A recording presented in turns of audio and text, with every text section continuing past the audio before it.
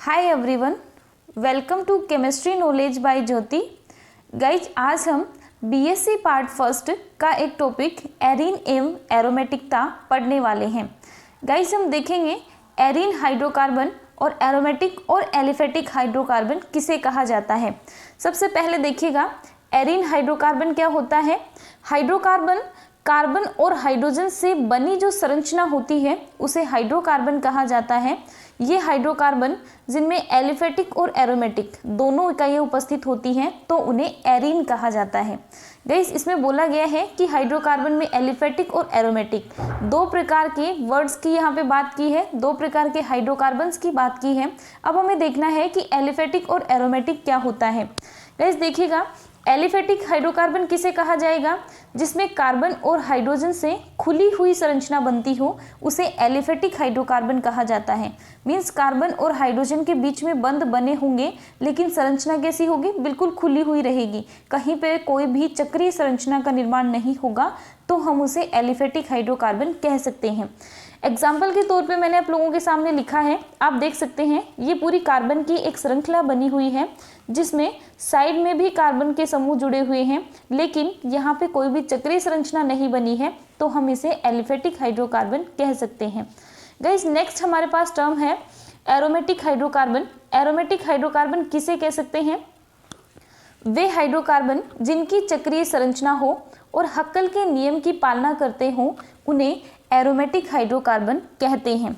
Guys देखिएगा, aromatic hydrocarbon के लिए क्या होना चाहिए कि उसकी संरचना चक्रीय होनी चाहिए। चक्रीय होने के साथ साथ हक्कल के नियम की पालना भी करना चाहिए।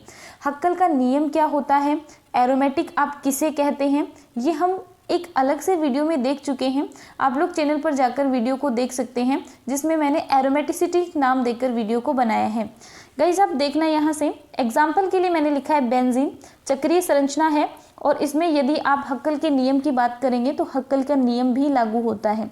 गाइस, मैं थोड़ा सा शॉर्ट में आपको बता दूं, हक्कल का नियम होता है 4n+2 पाई इलेक्ट्रॉन।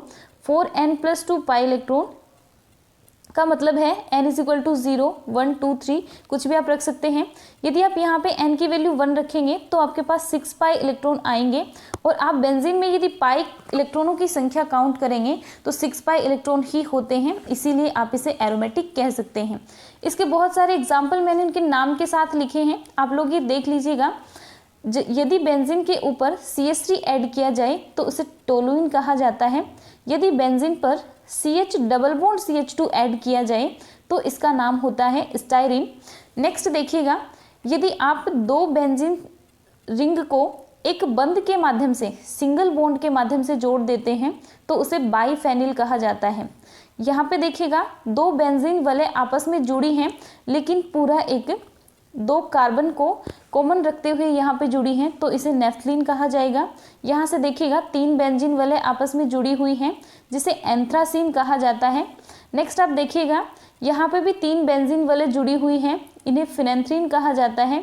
यदि बेंजीन समूह पे OH समूह जुड़ा हुआ हो तो उसे फिनोल कहा जाता है। और यदि बेंजीन पे OCH3, ये ऑक्सीजन है, ऑक्सीजन के साथ में एल्किल समूह CH3 जुड़ा हुआ है और यदि ऐसा जुड़ा होता है तो उसे मेथोक्सीबेंजीन या एनिसोल कहा जाता है। इस कंप्लीट संरचना का नाम एनिसोल है और OCH3 को मेथोक्सी कहा जाता है, इसीलिए हमने मेथोक्सी के साथ में बेंजीन यहाँ पे ऐड किया है। गाइस, ये एग्जाम्पल हमने देखे हैं, इनके अलावा कुछ एक दो एग्जाम्पल और आप लोगों को दिखाती हूँ। जैसे ये देखिएगा, बेंजीन पे यदि COH समूह ऐड किया जाए तो उसे बेंजोइक अम्ल कहा जाता है। बेंजीन पे यदि C डबल बॉन्ड OH समूह ऐड किया जाए CHO समूह तो इसे बेंजल्डिहाइड कहा जाता है। यदि बेंजीन पे CONH2 समूह ऐड किया जाए तो इसे बेंजेमाइड कहा जाता है। गाइस, आपको पता होगा CONH2 जब जुड़ते हैं तो उसे एमाइड कहा जाता है और एमाइड बेंजीन के साथ में जुड़ा हुआ है, इसीलिए इसे बेंजेमाइड कहेंगे। नेक्स्ट आप देखेंगे, ये हमारे पास एरोमेटिक किसे कहेंगे, एरोमेटिक के एग्जाम्पल क्या हो सकते हैं वो मैंने आपको दिखाए हैं। अब हम देखने वाले हैं एरोमेटिक यौगिकों की समावयवता के बारे में। कई समावयवता का मतलब होता है कि हमारे पास मॉलिक्यूलर फॉर्मूला या अणुसूत्र समान रहेगा लेकिन हम उसकी स्थिति में, श्रृंखला में, संरचना में या फिर क्रियात्मक समूह में परिवर्तन कर सकते हैं, तो उसे समावयवता कहा जाता है।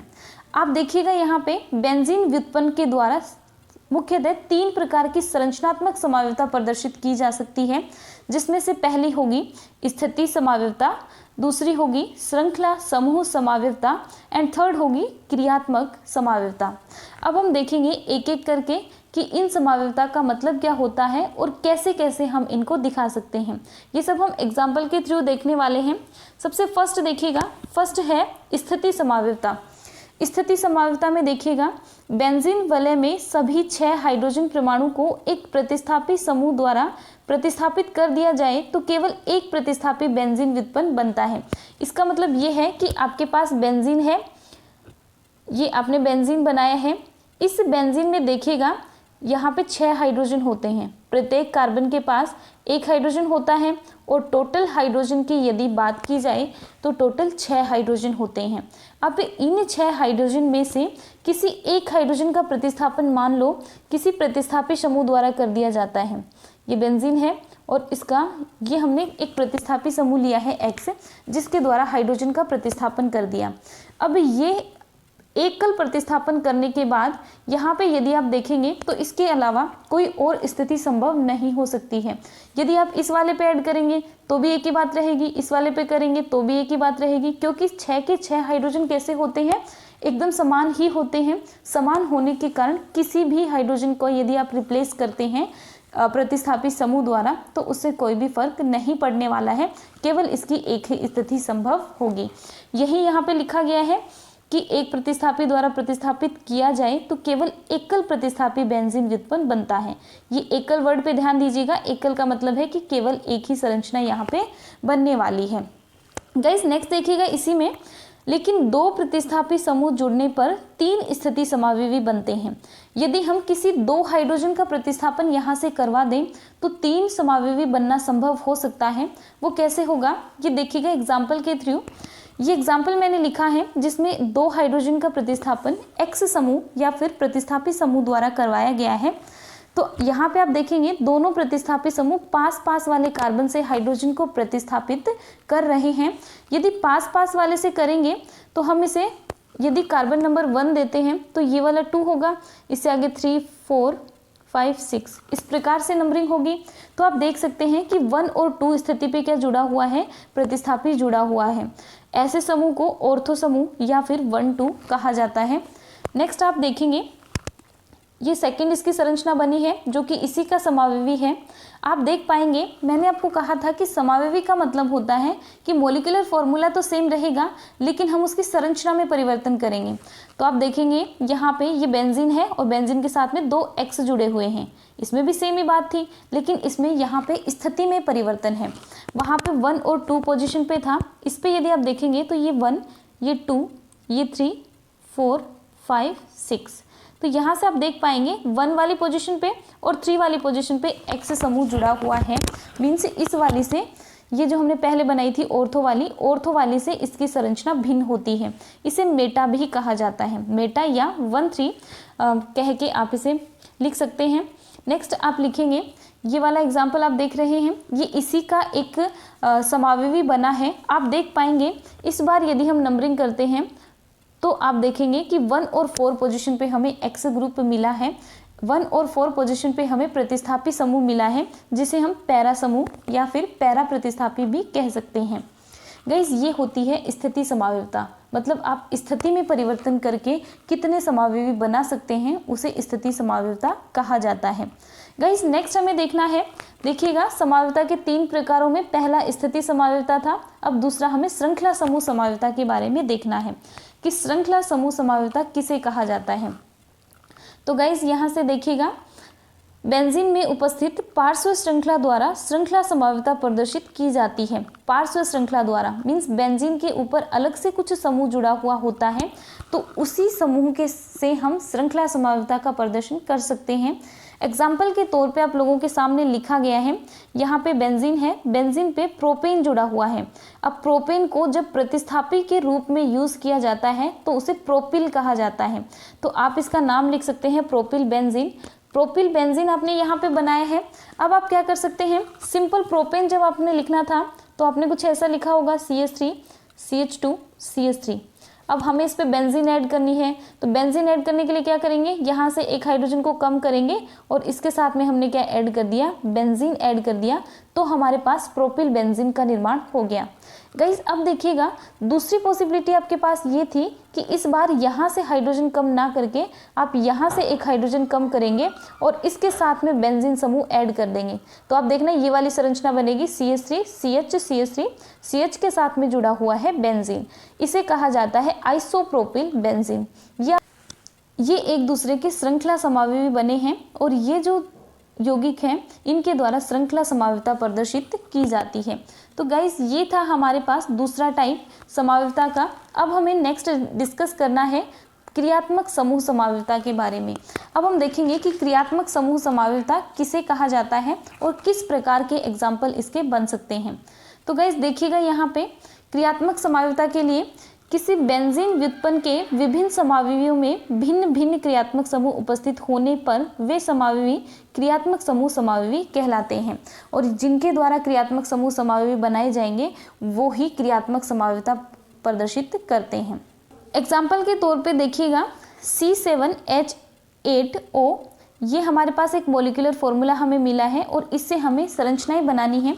मैंने यहाँ पे डायरेक्ट लिखा है कि 3 समावयवी संभव होंगे। कौन कौन से समावयवी संभव होंगे ये हमें बना के देखना है। तो गाइज आप देखिएगा, C7H8O से आप 3 समावयवी बना सकते हैं, जिसमें से पहला यहाँ पे लिखा गया है बेंजीन। बेंजीन के ऊपर CH2OH समूह रखा गया है जिसका नाम होगा बेंजिल अल्कोहल। गाइज इसी मॉलिक्यूलर फॉर्मूला का यूज़ करते हुए आप यहाँ से दूसरी संरचना भी बना सकते हैं। उससे पहले आप लोग काउंट कर लीजिएगा, यहाँ पे कार्बन का नंबर 6 रहेगा। 6 कार्बन के साथ में यहाँ पे 5 हाइड्रोजन जुड़े हुए रहेंगे और 2 हाइड्रोजन यहाँ से, 1 हाइड्रोजन यहाँ से, 5 6 7 8, टोटल 8 हाइड्रोजन हो गए।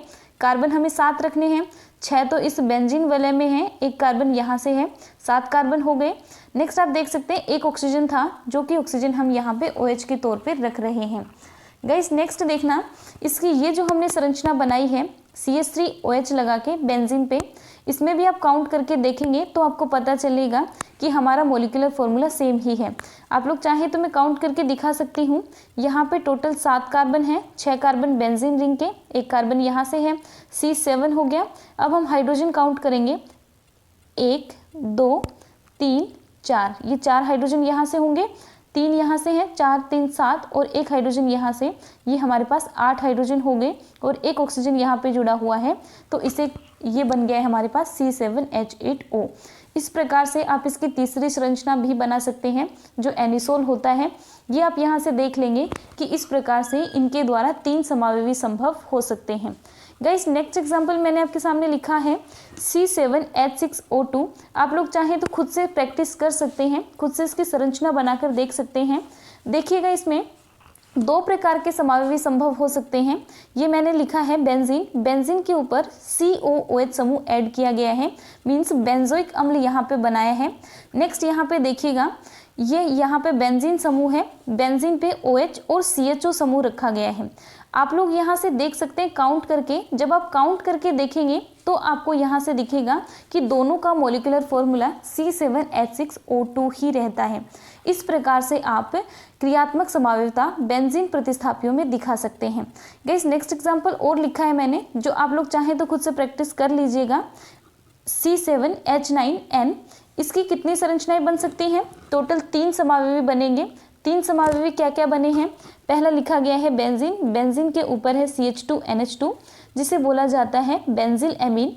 नेक्स्ट देखिएगा बेंजीन, बेंजीन के ऊपर NH2 और दूसरे उसकी ऑर्थो पोजीशन पे लिखा गया है CH3, ये भी इसी का समावयवी बनेगा।